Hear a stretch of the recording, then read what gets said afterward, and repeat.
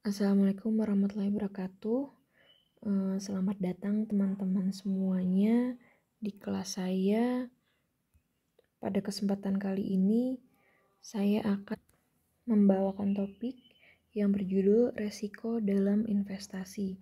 Jadi, ketika kita melakukan bisnis atau suatu proyek investasi, pasti akan menemukan yang namanya resiko. Pasti kita akan mengalami resiko. Nah, di sini saya akan bahas sedikit bagaimana sih, apa saja sih resiko-resiko yang ada dalam proyek gitu. Kemudian bagaimana perhitungannya. Di sini saya akan bahas. Jadi kita mulai saja PPT kita pada hari ini. Nah, dimulai dulu dari pendahuluan. Jadi di sini berdasarkan survei statistik dari Small Business Association atau SBA, sebesar 30% dari bisnis-bisnis yang baru beroperasi selama kurun waktu 2 tahun itu gagal melanjutkan aktivitas bisnisnya. Jadi selama 2 tahun pertama dia gagal. Sebanyak 30% dari perusahaan atau bisnis baru itu gagal melakukan aktivitas perusahaannya. Kemudian 50% gagal pada tahun pertamanya dan 66% dari bisnis baru gagal pada tahun ke-10 mereka beroperasi.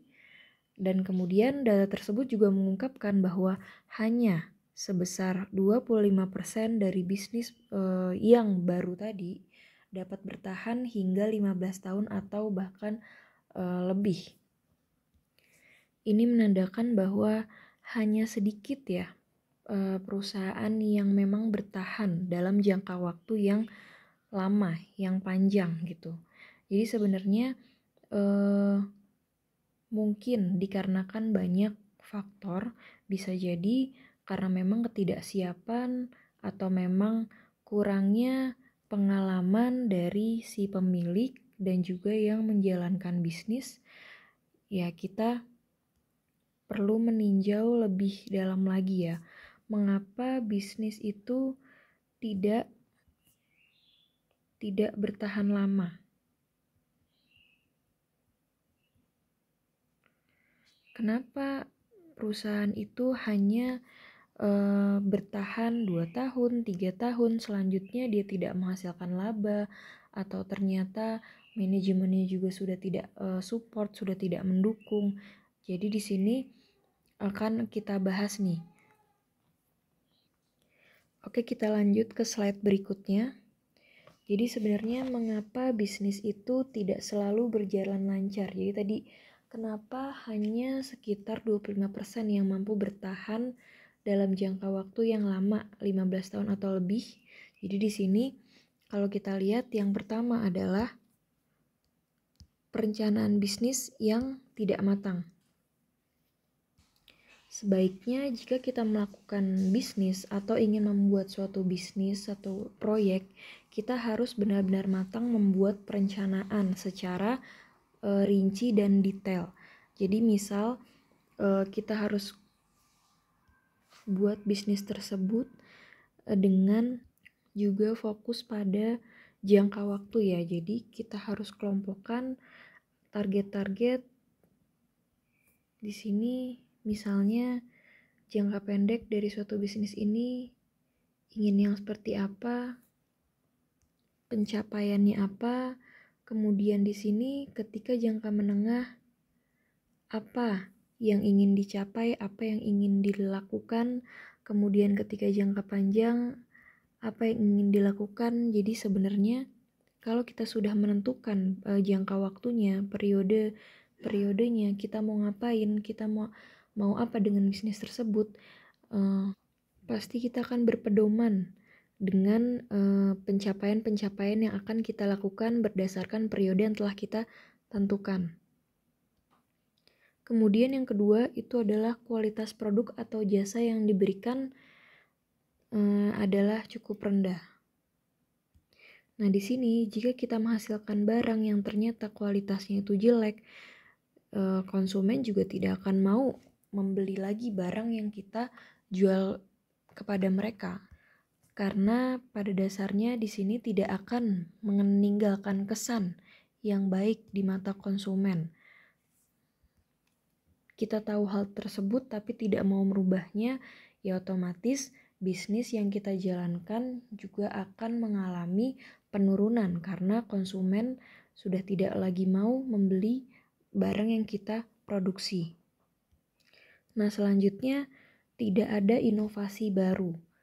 Jadi kita tidak mengikuti apa yang diinginkan oleh konsumen. Padahal sebenarnya pasar sekarang adalah dengan membaca keinginan konsumen. Apa yang konsumen inginkan, apa yang konsumen butuhkan, sehingga perusahaan harus bisa secara cepat menanggapi apa yang diinginkan konsumen. Kemudian selanjutnya perusahaan tersebut bisa saja tidak melakukan evaluasi. Padahal sebenarnya di sini evaluasi adalah hal yang paling terpenting dalam menjalankan bisnis atau suatu proyek bisnis. Karena dengan adanya evaluasi kita bisa menilai dan mengukur pencapaian apa saja yang telah kita lakukan, target apa saja yang akan kita laksanakan, target apa saja yang tidak tercapai, dan yang akan dilaksanakan yang belum tercapai. Jadi sebenarnya evaluasi ini sangat penting ya. Dan di sini jika perusahaan itu tidak mengevaluasi proyek bisnisnya, nah dia tidak akan tahu sebenarnya udah sampai di mana nih posisi bisnis tersebut. Apakah bisa terus melangsungkan kehidupannya, aktivitasnya, atau malah mengalami penurunan, kemudian tidak sama sekali berjalan atau istilahnya bangkrut. Kemudian selanjutnya kita masuk ke poin selanjutnya, yang pertama, bisnis akan selalu dikaitkan dengan persaingan. Jadi bisnis itu tidak bisa melepaskan diri dari persaingan, walaupun memang perusahaan itu sudah banyak mengantisipasi dengan berbagai macam strategi yang telah mereka buat, yang telah mereka miliki, supaya bisa tetap bertahan dengan tingkat persaingan yang tinggi di pasar. Namun pesaing juga tidak mau menyerah begitu saja. Nah, ini merupakan resiko yang akan dan selalu dihadapi oleh investor ya, dalam mendirikan suatu badan usaha, suatu bisnis, suatu proyek gitu. Dan di sini resiko itu akan selalu ada dalam setiap bisnis investasi. Karena investor harus mampu memproyeksikan berapa besarnya aliran kas atau penerimaan yang akan diterima selama umur investasi berjalan. Dan ternyata estimasi penerimaan diharapkan tersebut belum tentu sama dengan kenyataannya. Karena mungkin saja ada beberapa faktor tertentu yang bisa mempengaruhi. Nah, ini bisa kita ramalkan, tapi tentu saja yang namanya peramalan itu kadang atau malah sering ya mengalami ketidaksamaan dengan kenyataannya yang kita hadapi. Nah, di sini makanya setiap bisnis investasi itu juga akan mengalami adanya uncertainty atau ketidakpastian. Karena kita tidak tahu masa depan kondisinya seperti apa, kondisi keuangan seperti apa, kondisi lingkungan seperti apa. Jadi kita hanya bisa meramalkan, tapi kita tidak tahu sebenarnya kondisi di masa depan seperti apa. Makanya di sini bisa dikategorikan bisnis itu juga uncertainty ya, tidak akan mengalami ketidakpastian. Nah, sekarang kita masuk ke pengertian dari resiko. Sebenarnya resiko itu apa sih pengertiannya? Yang di sini kemungkinan timbulnya kerugian yang dapat diperkirakan sebelumnya dengan menggunakan data dan informasi yang cukup relevan. Jadi resiko di sini pada intinya adalah kemungkinan timbulnya kerugian. Jadi bisa terjadi kerugian yang dapat diperkirakan sebelumnya dengan menggunakan data dan juga informasi yang telah tersedia. Dalam menjalankan bisnis tentunya ya intinya adalah kita menginginkan adanya suatu profit, suatu penerimaan ya atau return. Nah, untuk mendapatkan return yang tinggi tidak serta-merta mengalami kendala atau halangan gitu, pasti ada banyak resiko yang akan perusahaan hadapi. Karena di sini return itu atau penerimaan itu berbanding lurus dengan resiko. Jadi jika kita menginginkan keuntungan yang besar, penerimaan yang besar, otomatis kita harus juga mampu bersedia menghadapi yang resiko yang besar pula. Jadi di sini semakin besar penerimaan cash flow yang diperoleh atau semakin tinggi resiko yang mungkin terjadi. Jadi high risk, high return gitu.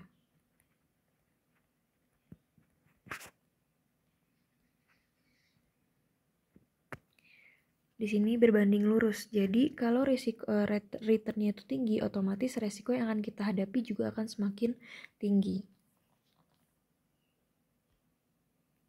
Nah, di sini saya akan gambarkan sebenarnya variasi dari penerimaan resiko ya. Jadi saya terjemahkan yang tadi high risk high return tadi.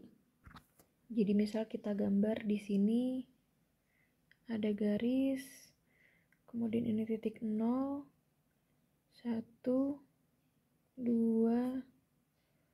3. Kemudian di sini saya tulis ada return. Kemudian ada investasi dan kondisi. Nah, kemudian di sini ada 5%, 10%, dan 25%. Buruk, sedang, kemudian baik. Nah, apa maksudnya ini? Di sini adalah tahun, jadi ini tahun investasi, tahun ke-1, kedua, dan ketiga, tahun ke-1 returnnya 5%, kedua 10%, dan ketiga returnnya adalah 25%. Kemudian di sini ada kondisinya itu buruk, sedang, dan baik. Nah, di sini kita akan baca yaitu selisih returnnya. Jadi antara tahun ke-1 sampai ke-2 selisihnya adalah 5%. Kemudian antara tahun kedua dan ketiga selisihnya adalah 15%. Nah, di sini kita lihat perbedaan. Ternyata tahun ke-1 dan tahun kedua selisihnya 5%, tahun kedua ketiga dan ada selisih 15%. Sedangkan di tahun pertama dan tahun ketiga selisihnya itu adalah 20%. Jadi di sini kita bisa lihat selisih return jika kita bandingkan dengan gambar yang akan saya buat ini. Saya akan buat gambar yang sama. Jadi 0, tahun ke-1, kedua, ketiga, kemudian di sini ada return, ada investasi, dan kondisi. Kemudian di sini saya tulis 10%, 12%, kemudian 14%. Sama ya keterangannya, di sini return, investasi, kemudian ada kondisi yaitu buruk. Di sini buruk, kemudian sedang, dan baik. Nah, apa perbedaannya dengan gambar yang pertama? Di sini selisihnya antara tahun ke-1 dan tahun kedua itu hanya 2%, kemudian tahun kedua dan ketiga juga hanya 2%, dan selisih antara tahun ke-1 dan tahun ke-1 dan tahun ketiga itu adalah 4%.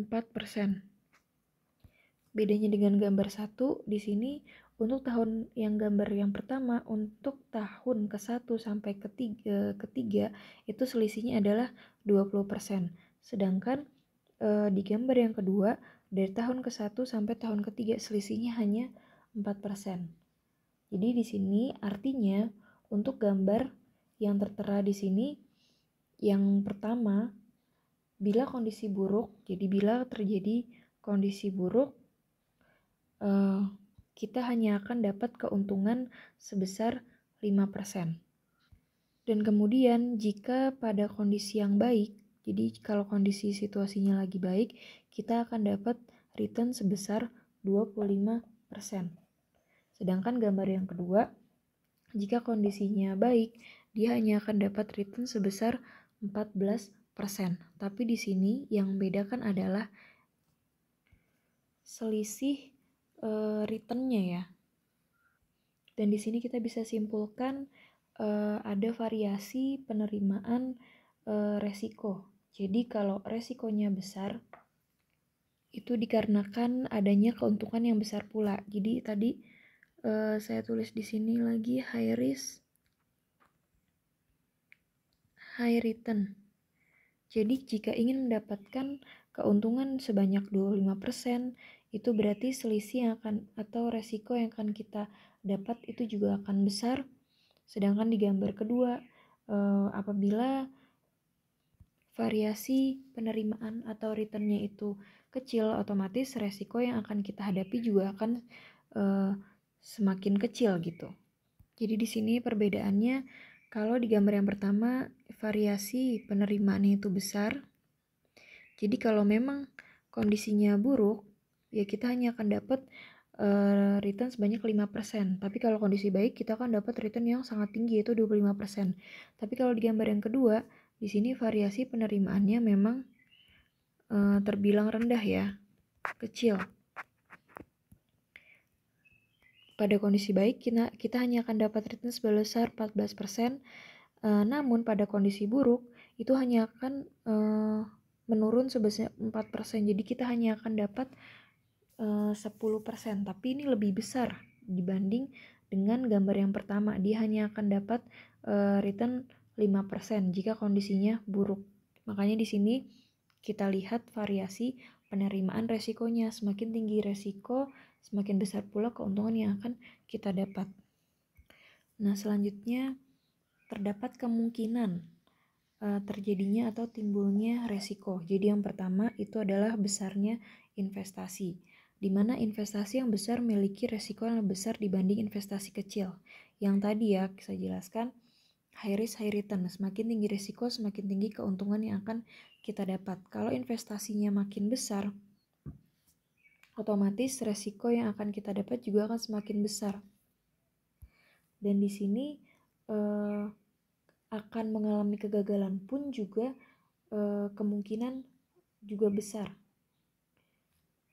Jadi misal suatu proyek bisnis dengan investasi memang yang besar dan ternyata itu gagal, maka kegagalannya bisa mengakibatkan perusahaan itu ya menjadi bangkrut. Sedangkan misal dengan investasi yang kecil, yang tentunya resikonya juga akan semakin kecil, artinya dia tidak terlalu banyak mengganggu aktivitas perusahaan. Jadi karena investasinya kecil, otomatis resiko yang dihadapi juga kecil karena berbanding lurus, dan otomatis tidak serta-merta membuat perusahaan itu akhirnya segera bangkrut gitu. Kemudian yang kedua itu adalah pemilihan penanaman kembali dari cash flow. Jadi misalkan dihadapkan pada pemilihan beberapa proyek mana nih yang bisa mendatangkan keuntungan lebih cepat. Misal kita dihadapkan pada 2 proyek investasi, yang satu dia memberikan return sebesar 24% selama 2 tahun, dan proyek yang kedua itu memberikan keuntungan 20% selama 4 tahun. Kira-kira mana yang akan kita pilih? Jadi di sini misalnya returnnya 24% selama 2 tahun, kemudian proyek yang B return 20% selama 4 tahun misalnya. Mana yang akan kita pilih di antara kedua ini? Nah, di sini otomatis kita sudah tahu jawabannya. return yang paling besar adalah yang proyek A dan hanya 2 tahun periodenya dibandingkan dengan proyek yang B return hanya 20% dan juga periodenya cukup lama yaitu 4 tahun. Makanya di sini kita juga harus bandingkan beberapa proyek tersebut mana yang memang mendatangkan keuntungan lebih cepat. Dan ternyata di sini yang mendatangkan keuntungan lebih cepat adalah proyek yang A dengan return yang memang lebih tinggi yaitu sebesar 24%. Nah, di situ kita harus lihat lagi dan dipertimbangkan. Setelah kita pilih ternyata returnnya tinggi dengan periode waktu juga yang sangat singkat, otomatis ini akan mengalami resiko yang besar juga kalau kita mengalami kegagalan. Nah, dengan begitu, jika memang resiko yang akan kita hadapi itu besar, otomatis proyek bisnis yang B yang menghasilkan return sebesar 20% dalam waktu 4 tahun itu yang akan lebih diutamakan. Karena yaitu pasti resikonya itu akan lebih kecil yang memang kurun waktunya akan lebih lama. Tapi ini sebenarnya tergantung preferensi masing-masing. Jika memang pembisnis tersebut adalah orang yang risk taker, dia berani mengambil resiko, dia akan mengambil proyek A. Sedangkan kalau memang orang atau pembisnisnya itu adalah risk averse, dia memang tidak berani atau menghindari resiko, dia pasti akan memilih proyek yang B.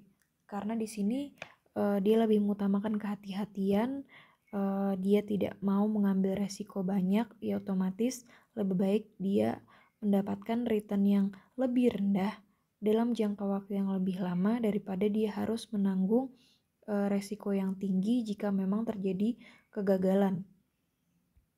Kemudian selanjutnya yaitu penyimpangan dari cash flow. Di sini jika variasi penerimaan besar, maka resikonya juga akan besar. Ya tadi ya, yaitu high risk high return. Selanjutnya, di sini saya akan bahas metode perhitungan dari resiko. Yang pertama, di sini kita bisa lihat menggunakan analisis sensitivitas dan yang kedua itu menggunakan analisis statistik. Kita akan bahas satu persatu. Yang pertama yaitu analisis sensitivitas, yaitu di sini analisis sensitivitas itu untuk mengevaluasi proyek investasi dengan cara menyusun estimasi dari cash flow atau aliran kas dengan berbagai variasi hasil. Jadi variasi hasilnya ini ada 3 macam. Yang pertama itu optimis, kemudian wajar, dan pesimis. Jadi nanti kita bisa lihat investasi ini masuk ke dalam kategori yang mana. Nah, misalkan di sini kita lihat terdapat 2 buah proyek investasi ya, investasi A dan investasi B. Kemudian investasi tersebut membutuhkan dana investasi sebesar 500 juta, sama investasi B juga 500 juta. Kemudian di sini sudah diketahui perhitungan rate of return-nya ya. Jadi yang persen-persen ini adalah perhitungan rate of return-nya yang sudah diketahui.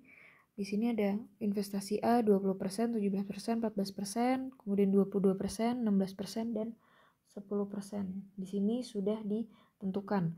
Di estimasi optimis itu investasi A ketika rate return-nya 20%, investasi B ketika 22%, kemudian wajar 17%, dan investasi B 16%, pesimis rate of return-nya 14%, dan investasi B rate of return-nya adalah 10% di kategori pesimis.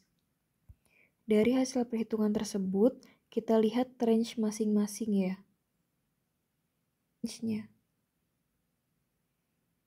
Range antara hasil estimasi optimis dengan yang pesimis. Kita lihat di investasi A, range-nya hanya 6%, sedangkan di investasi B, range-nya yaitu 12%. Di sini kesimpulannya adalah investasi A ternyata menunjukkan range yang lebih kecil. Artinya investasi A lebih kecil resikonya jika dibandingkan dengan resiko B. Jadi kita lihat rate of return-nya kita kelompokkan, kemudian kita lihat range antara optimis kemudian sampai pesimis, lalu kita bandingkan. Jika range-nya itu lebih kecil, otomatis resiko yang akan dihadapi juga akan semakin kecil. Jadi kita lihat investasi yang baik adalah yang memiliki range yang lebih kecil. Jadi yang akan kita pilih itu adalah investasi A karena dia memiliki range atau jarak antara optimis sampai pesimis itu hanya 6% jika dibandingkan dengan yang B lebih besar sebesar 12%. Nah, selanjutnya kita masuk ke analisis statistik. Jadi di sini metode pengukuran resiko untuk analisis statistik yaitu adalah resiko arus kas. Di sini arus kas yang diterima oleh investor itu merupakan proyeksi. Dan oleh karena itu setiap proyek bisnis itu pasti mempunyai resiko. Kemudian dengan begitu proyeksi penerimaan atau return yang akan kita dapat di masa yang akan datang itu bisa disebut juga dengan expected value. Jadi di sini nilai yang kita harapkan atau return yang kita harapkan di masa yang akan datang itu adalah expected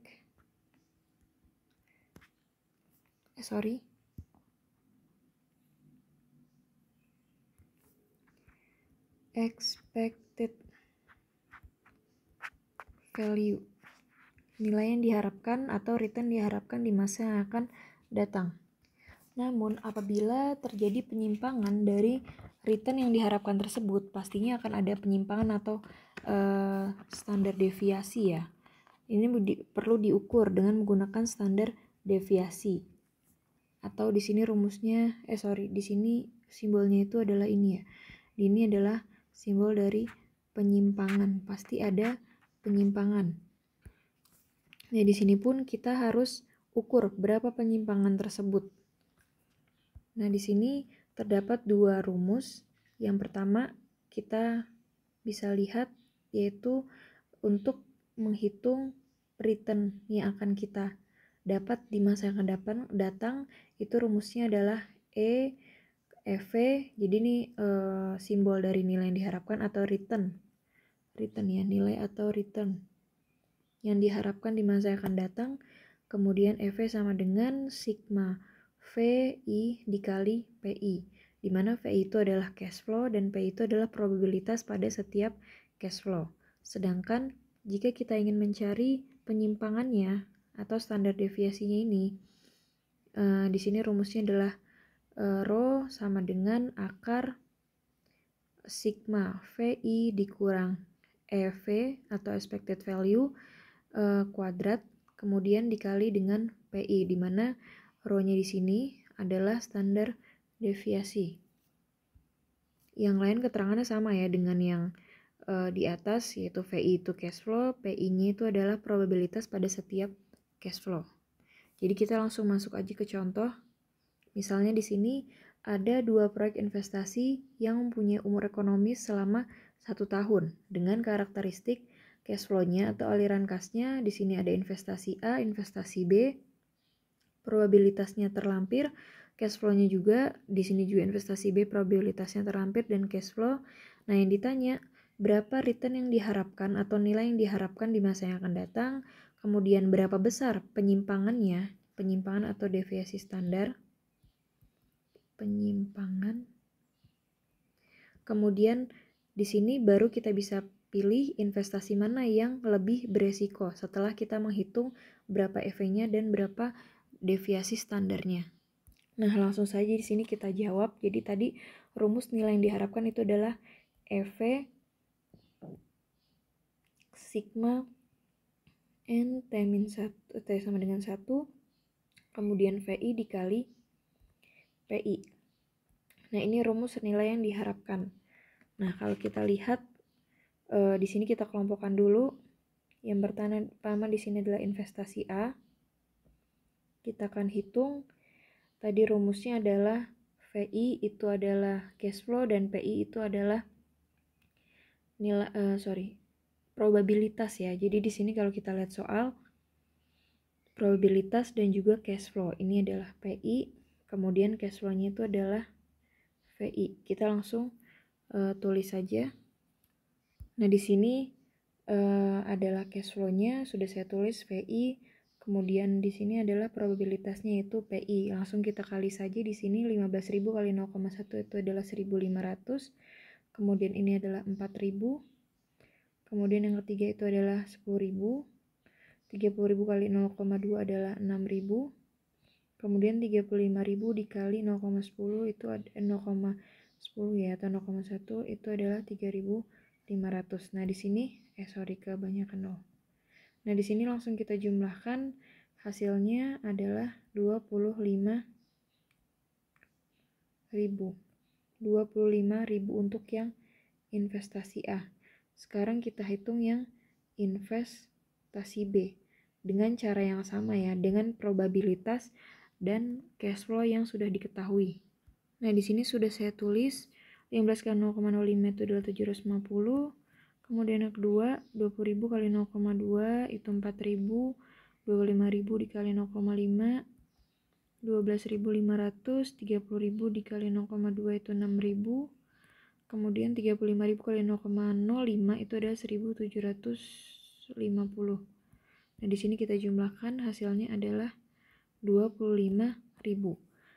Nah, di sini kita bisa lihat ternyata jawabannya antara investasi A dan investasi B, expected value-nya atau nilai yang diharapkan itu adalah sama sebesar 25.000. Nah, di sini kita tidak bisa milih ya antara investasi A atau investasi B karena ternyata nilai yang diharapkannya itu sama, expected value-nya sebesar 25.000 dan investasi B juga 25.000. Makanya di sini kita akan hitung juga deviasi standarnya atau penyimpangannya menggunakan rumus yang tadi. Jadi rumus untuk deviasi standar ya, rho sama dengan tadi akar sigma n T-1 itu sama dengan 1, kemudian dalam kurung VI minus EV kuadrat, kemudian dikali PI. Nah, ini rumusnya. Sekarang langsung kita hitung saja. Untuk investasi A,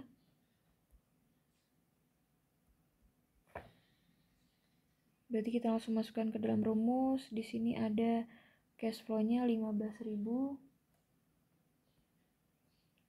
Kemudian dikurang expected value-nya tadi adalah 25.000 ya untuk investasi A. Kemudian kuadrat dikali dengan probabilitasnya itu 0,10. Kemudian di akar, kita langsung saja di akarnya nanti terakhir ya, ketika kita total. Di sini saya tulis dulu. Di sini sudah saya tulis, ini hasilnya adalah 10 juta. Kemudian 5 juta. Kemudian ini 0 ya, karena 25 dikurang 25. Kemudian ini 5 juta. Dan ini juga 10 juta. Kita total di sini hasilnya adalah 30 juta. Baru di sini kita akar dari 30 juta untuk investasi A itu adalah sebesar 5,477 5.477,23 kita buletin aja.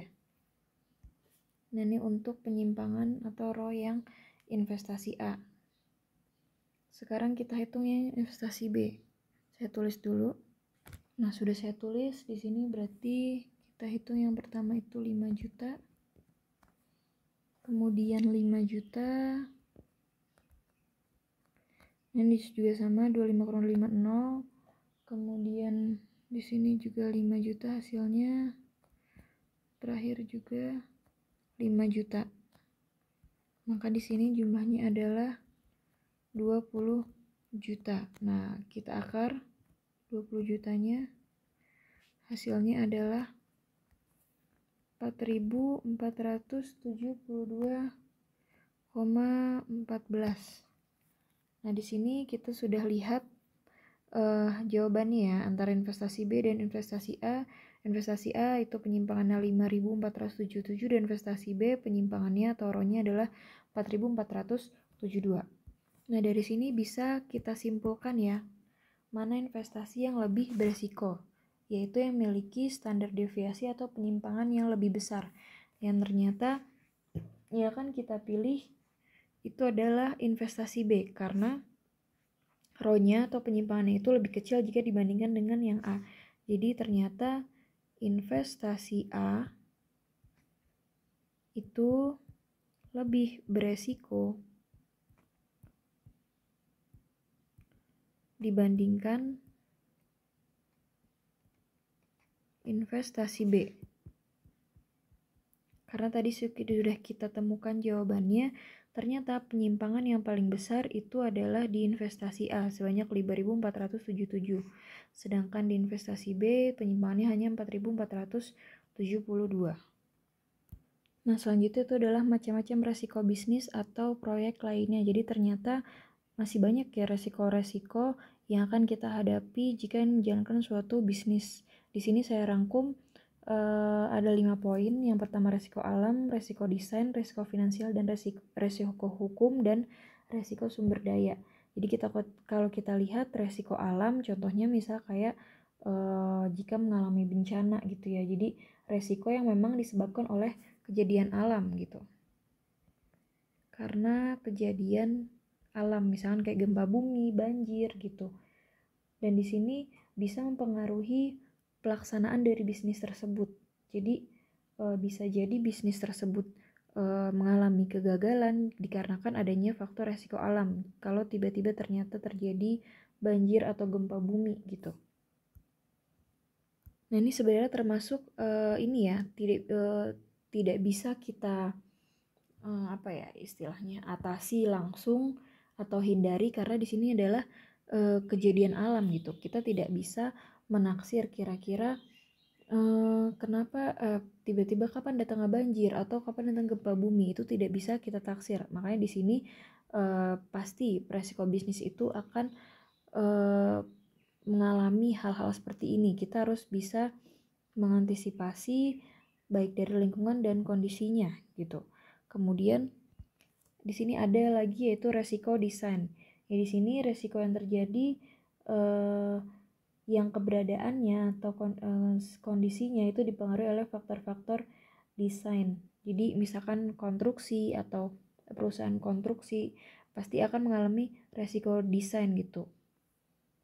Ketika dia mengalami kegagalan merancang, pokoknya dalam segi desain gitu. Jadi terjadi adanya gap dari suatu desain tersebut. Jadi gap di sini atau rancangan.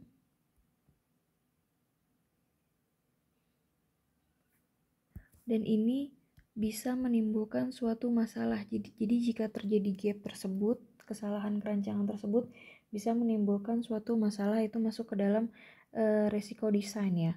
Kemudian yang ketiga itu adalah resiko finansial, yaitu di sini berkaitan dengan keuangan ya. Jadi kegagalan dalam hal keuangan.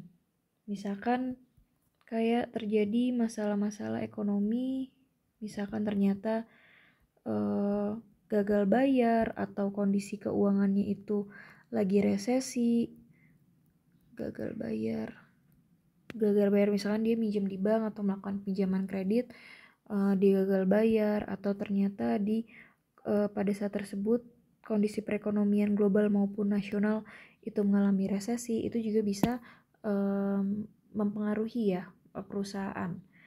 Apalagi kalau memang perusahaannya itu sudah multinasional gitu, jadi udah MNC, multinational corporation, dan ternyata di suatu negara tersebut mengalami kegagalan keuangan atau krisis keuangan gitu, otomatis akan menghadapi yang namanya resiko finansial. Kemudian ada resiko hukum. Nah, ini mengarahnya kepada peraturan yang berlaku ya, baik itu yang ada di lingkungan sekitarnya, peraturan hukum yang berlaku. Kemudian yang terakhir itu adalah resiko sumber daya. Nah, ini masalah sumber daya baik SDM maupun SDA-nya. SD maupun SDA. Bisa terjadi masalah, misalkan di SDM-nya antara pegawai terjadi permasalahan, ada resiko sumber daya, atau misalkan kayak turnover yang tinggi, jadi banyaknya pegawai yang keluar masuk, atau apalagi kalau turnover pegawainya itu banyak yang resign, ya itu juga bisa menjadi resiko sumber daya. Nah di sini berarti kan ada kesalahan atau ada yang salah nih di perusahaan ini. Kenapa turnovernya, perputaran karyawan yang resign itu ternyata tinggi gitu. Berarti kan bisa jadi karena masalah kesejahteraan gitu kan, masalah kesejahteraannya, terus dari upahnya misalkan, fasilitas atau perlakuan kepada karyawannya. Jadi ini bisa jadi termasuk resiko sumber daya. Oke, selanjutnya di sini ada mitigasi resiko ya. Jadi mitigasi itu adalah antisipasi resiko. Jadi gimana caranya supaya kita bisa mengantisipasi kemungkinan terjadi resiko. Jadi yang pertama di sini saya tulis adalah identifikasi resiko. Jadi yaitu mengidentifikasi dan menilai resiko yang berdampak pada proyek bisnis. Kita identifikasi nih apa saja resiko-resiko yang akan kita hadapi. Jadi dalam perencanaan atau misalkan ternyata akan terjadi resiko, kita identifikasi dan kita rating nih. Kita rating resiko ini berdampak besar atau tidak nih terhadap bisnis yang akan kita jalankan. Kemudian yang kedua itu adalah menganalisis konsekuensi dari resiko. Jadi setelah kita mengetahui resiko, ada beberapa resiko yang akan kita hadapi pada proyek kita, itu kita tentukan dulu konsekuensinya pada setiap resiko-resiko tersebut. Konsekuensinya apa saja. Kemudian yang ketiga itu adalah kita evaluasi nih dan mengurutkan. Kita urutkan dampak-dampak dari potensi kerugian resiko. Jadi misalkan ternyata setelah kita evaluasi, kita temukan resiko ini kira-kira potensi kerugian dari perusahaan itu berapa gitu ya. Jadi keputusan apakah dampak resiko dapat diterima atau apakah perlu adanya treatment dalam mitigasi resiko. Apakah ya bisa dibiarkan atau malah kita harus lakukan treatment gitu. Baru di sini setelah kita tentukan ada lalu kita masuk ke poin yang keempat yaitu risk treatment. Jadi ada 4 cara kita melakukan treatment bagi resiko. Yang pertama itu avoidance, yaitu mengeliminasi resiko atau melakukan penarikan atau penghindaran resiko. Kita jauhi resiko tersebut. Kemudian yang kedua itu adalah reduction. Reduction yaitu pertimbangan bagaimana mengoptimalkan dan mengantisipasi resiko. Jadi kita pertimbangkan supaya resiko tersebut tidak melebar, tidak semakin besar gitu ya. Kemudian ada sharing. Sharing ini melibatkan perpindahan atau transfer sumber resiko kepada pihak ketiga. Jadi kita nggak mau nih menanggung resiko sendiri gitu. Jadi kita transfer resiko yang akan kita hadapi tersebut kepada pihak ketiga. Contohnya di sini adalah lembaga asuransi. Makanya sebenarnya kan untuk ini ya meminimalkan resiko kayak misalkan asuransi asuransi kecelakaan. Jadi misalnya ternyata kita mengalami kecelakaan, kemudian kita punya asuransi tersebut, atau misalnya mobil kita mengalami kecelakaan, kemudian ternyata penyok atau ada kerusakan gitu ya. Dan di sini kita sudah berbagi resiko kepada lembaga asuransi, otomatis nanti mobil tersebut juga akan diasuransikan, diganti ya, diperbaiki gitu. Jadi meminimalkan resiko kita mengeluarkan biaya yang besar karena tadi resikonya sudah ditransfer ke lembaga asuransi gitu. Kemudian yang keempat adalah retention, yaitu penerimaan resiko dan membuat ketetapan untuk mengelola dan mengontrol resiko. Jadi kita terima resiko tersebut dan kita tetapkan nih bagaimana cara mengelola dan mengontrol resiko tersebut, karena pastinya resiko itu sudah tidak bisa dihilangkan nol sama sekali ya. Ya pilihannya itu kalau misalkan emang ternyata kita tidak bisa hilang hindari gitu, tidak bisa kita hindari, otomatis kita harus terima resiko tersebut dan kita harus buat ketetapan. Jadi memang akan kita hadapi resiko tersebut dan gimana caranya resiko tersebut bisa dikelola dan kita kontrol supaya tidak semakin besar gitu, tidak semakin melebar. Kemudian yang kelima itu adalah monitoring dan evaluasi resiko. Jadi kita lakukan pengawasan, kita lacak dan evaluasi resiko-resiko yang tadi sudah kita identifikasi. Seperti itu. Ini adalah alurnya ya, cara-cara supaya kita bisa memitigasi atau mengantisipasi kemungkinan terjadinya resiko. Oke, sampai di sini dulu materi kita tentang resiko dalam investasi. Terima kasih sudah menyimak. Saya tutup. Wassalamualaikum warahmatullahi wabarakatuh.